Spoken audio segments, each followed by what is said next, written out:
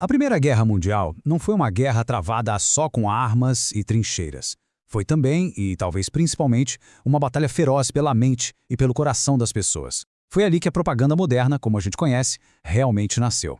Então, vamos mergulhar nessa história. Surpreendente essa frase, né? Ela coloca a propaganda da Primeira Guerra não como um monte de mentiras, mas como uma campanha publicitária gigantesca, sem precedentes, feita para vender a guerra para a população.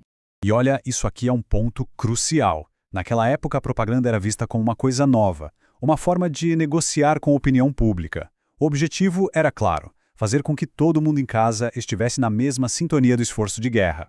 Mas por que essa necessidade toda de persuasão apareceu de repente? Bom, agora a gente vai entender as condições que transformaram a propaganda numa arma de guerra tão importante quanto os canhões. E a resposta para essa pergunta está num conceito que mudou tudo: a guerra total. Essa ideia, que a gente vai detalhar agora, é a chave de tudo. Pela primeira vez na história, não eram só os exércitos que lutavam entre si, eram nações inteiras. Exatamente. Nesse tipo de guerra, o que acontecia em casa, a chamada frente doméstica, passou a ser tão decisivo quanto o que acontecia no campo de batalha.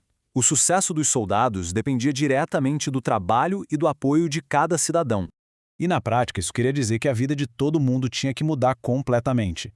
A propaganda foi a ferramenta para convencer milhões de pessoas a trabalhar mais, a comer menos, a economizar e a investir seu próprio dinheiro na guerra.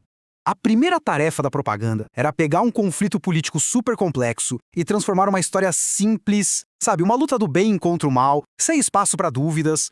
E para conseguir isso, os propagandistas usaram símbolos muito fortes, tanto culturais quanto religiosos. A guerra não era mais sobre território ou política, virou uma cruzada, uma missão sagrada para salvar a própria civilização do mal. Agora, a gente entra num dos pontos mais sombrios e, ao mesmo tempo, mais eficientes da propaganda. Para unir uma nação, era preciso criar um inimigo que todo mundo pudesse odiar. Era preciso fabricar o ódio em escala industrial. Essa foi a tática principal.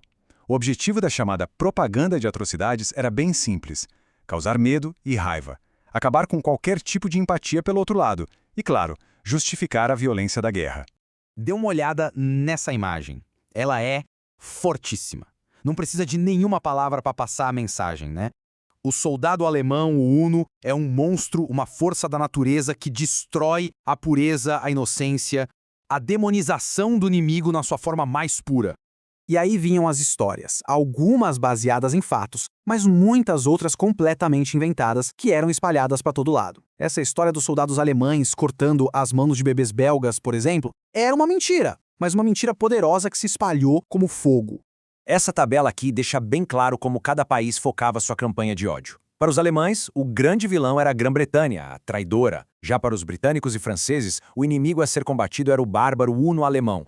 Mas olha que interessante. A guerra de propaganda tinha dois lados. A Alemanha não ficou parada vendo a sua imagem ser destruída. Ela contra-atacou. Nesse cartaz eles perguntam: nós somos os bárbaros? E respondem com dados, com estatísticas sobre prêmios Nobel, alfabetização, para tentar refutar essa imagem.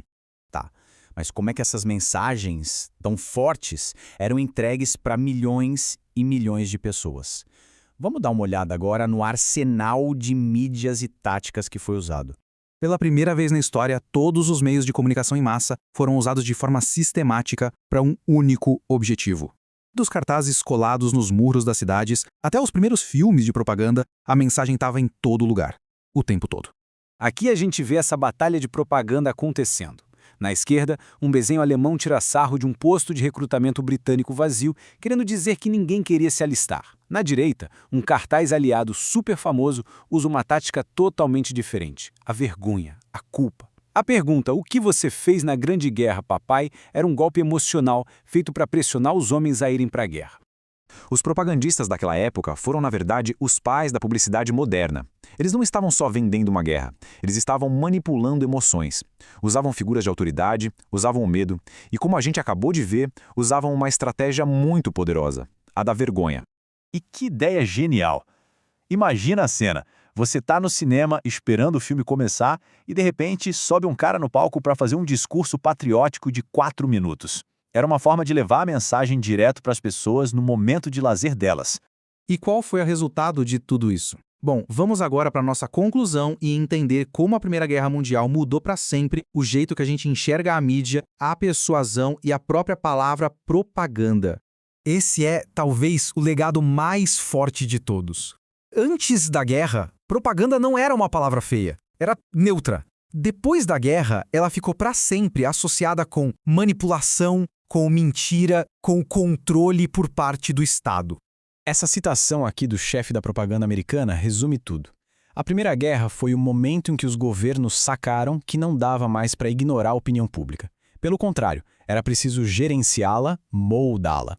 E a conexão com o que veio depois é direta. As mesmas técnicas criadas para vender a guerra foram rapidamente adaptadas para vender de tudo: sabonete, carro, cigarro. A publicidade moderna aprendeu a apelar não para nossa razão, mas para as nossas emoções, inseguranças e desejos. Um legado direto da propaganda de guerra. E isso tudo nos leva a uma reflexão final. Essas táticas de demonizar o outro, de apelar para a emoção, de simplificar assuntos complexos, táticas forjadas há mais de um século, elas não parecem assustadoramente familiares no mundo de hoje, com fake news e narrativas polarizadas? Fica a impressão de que a guerra pelas nossas mentes, na verdade, nunca acabou.